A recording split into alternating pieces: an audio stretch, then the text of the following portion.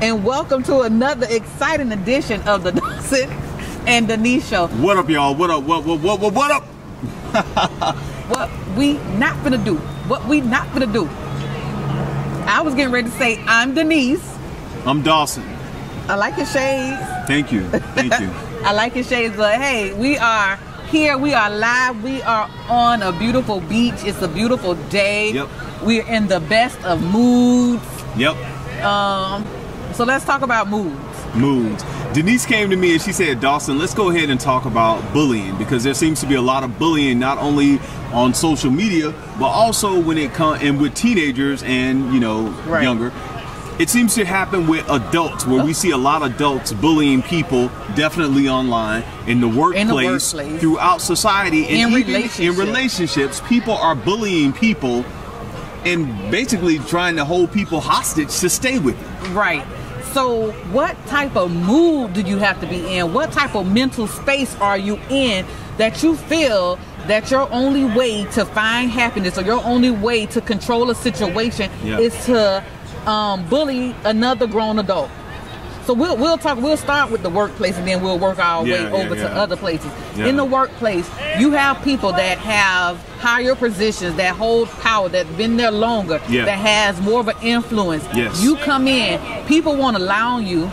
People want to do things to make you afraid. People want to use what they have to keep you at a certain space, because they either intimidated by you, they don't like the way other people flock to you, they just don't like it, so they lie, or they do things to just make it very uncomfortable for you.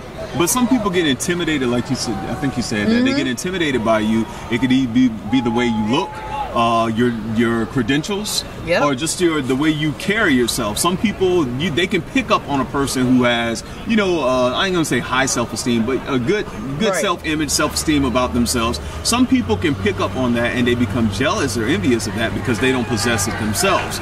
Exactly. Because I don't understand. I asked this question. I said, how can a grown person keep up mess and just want to keep up mess? But it goes back to what I was taught when I was younger.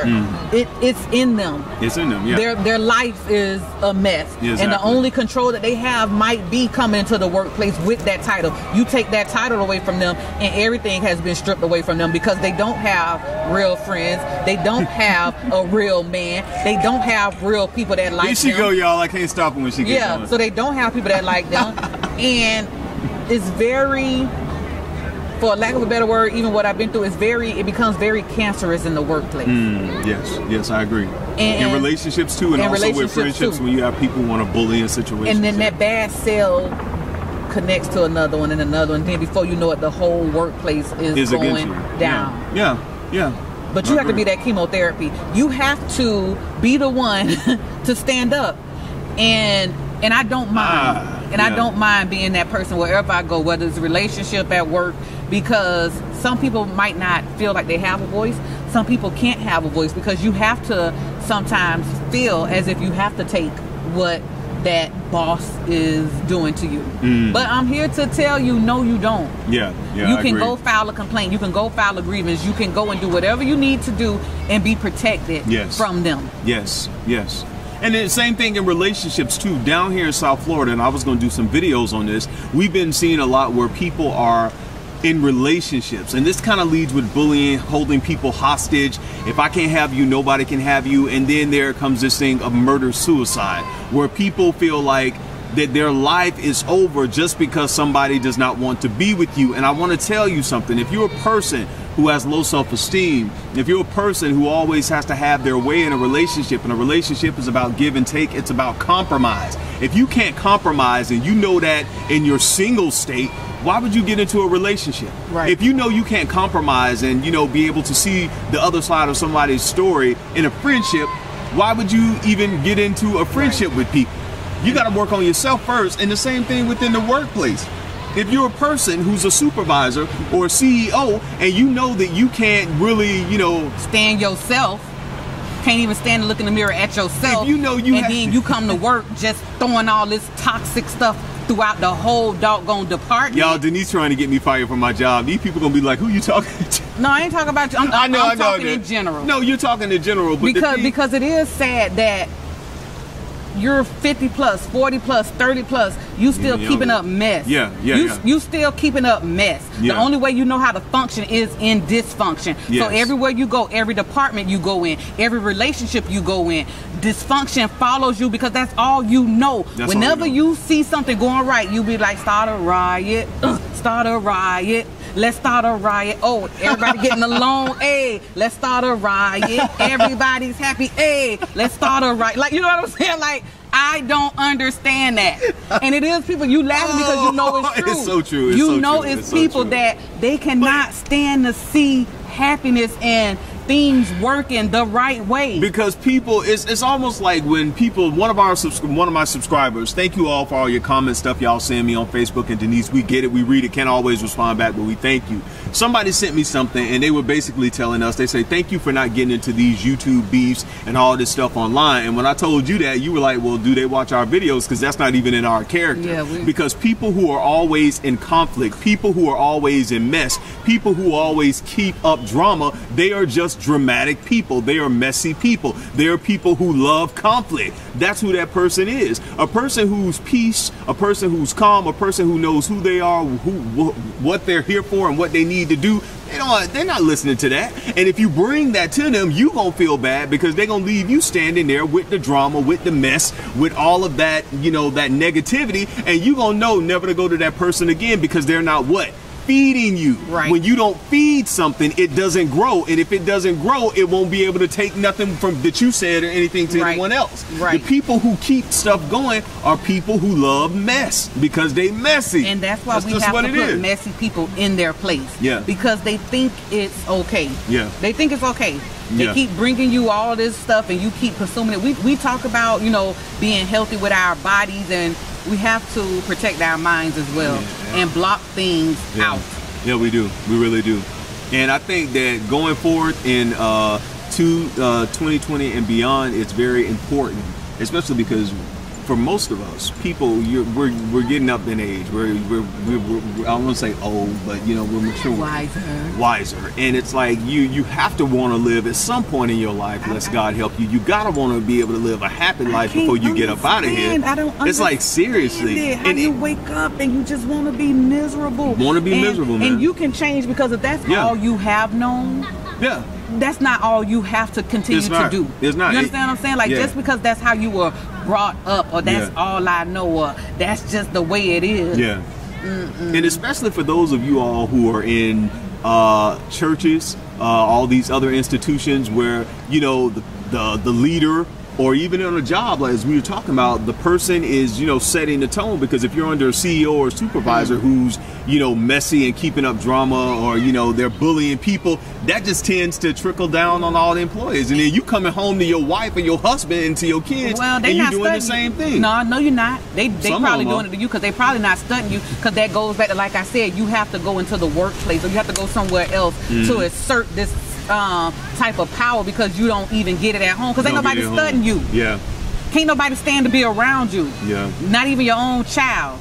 Not even your husband. He'd rather go be with the other lady. But you know, I had a supervisor, a female supervisor, who was like that, and it was toxic, and it got to the point, you know, everyone in her particular unit left that particular company. And the main people at the branch, they were getting back saying there's this one unit in that particular company with a high turnover. So what's going on with that one particular unit? And so it went to the actual CEO, and they actually had to, you know, put her in another department, because it can't be 10 people saying, you know, the same thing, and it's I'm sure after that department that she went to, that transferred to, same thing probably happened again. I'm sure it happened everywhere she went. That person thinks it's okay because they go and they tell these jokes, or they go and be so, and the people that can't say anything because they're afraid of losing their job, they just accept it. They just accept it. They do. They really do. It's sad that people as adults, that they have to bully other adults. And you know what? When we were talking about holding people hostage in relationships, they're actually holding themselves hostage from being happy. Yeah. They're holding themselves hostage from turning over a new leaf and being something that they didn't even know they could be. Yeah. They're holding themselves hostage from just seeing a brand new world. Yeah, I agree. I agree. Seeing a brand new world. I'm talking about literally tell somebody in their face they love them as soon as they turn 5 seconds later talking about I can't stand this person. Yes, yes. How are you functioning like that as an adult? It's crazy. In the workspace. It's crazy. That's their own their own interpersonal stuff they have to deal with. But I'm here to tell somebody to stop. On the other flip side, stop being afraid. Stop letting, I don't care a person's title. Yes. Whether it's in your at home. Yes. Or in the workplace. I don't care about a person's Stop title. letting people bully Stop you. letting people bully you and make you do things you know that's not morally correct. Correct. Yes. That does not feed you in a positive way. Not for no paycheck. Exactly. Not for a roof over your head. Yes. Not for the sake of having companionship. Right. I don't think so. Yeah. I don't think so. So somebody needs to hear it. And that's where that came from today. Yes. That we wanted to do this topic about bullying because it's so sad. It's very sad. It's very sad. And if I could tell all the subscribers out there, please, please, please love yourself enough to get out of hellish situations. I don't care what it is. If you're in a toxic work environment, a toxic friendship, a relationship, you got to love yourself enough to get up out of there. Right. Seriously. And let me tell you how it reverses, because like I said, the bully has no power at home, so they do all that at work. Yes. You go to work, you have no power at work, then you bring it home. Yep. Now you're the bully in your home to these kids and to your spouse. Now you're doing everything to them because you're trying to get out the anger you couldn't even let out to the other person. Exactly. So it's a cycle. It's a cycle. It is. It is. So you got it off your chest now? A little bit. It ain't done It yet. ain't done yet. So we got a part 2 then. I'm telling you. Hey, I'm telling you. But it's good because this is what these are the kind of conversations we have to have. And I know it's not keeping up mess and drama and all that salacious stuff people like, but this is real stuff people are going through in their life. And as I told you all before, talking about all these other celebrities ain't gonna do nothing for you, because at the end of the day, you got to face your own reality. Right. And then you going to the doctor not knowing why you sick, not knowing why your blood pressure stay up, because you keep letting them people play with you. Yeah.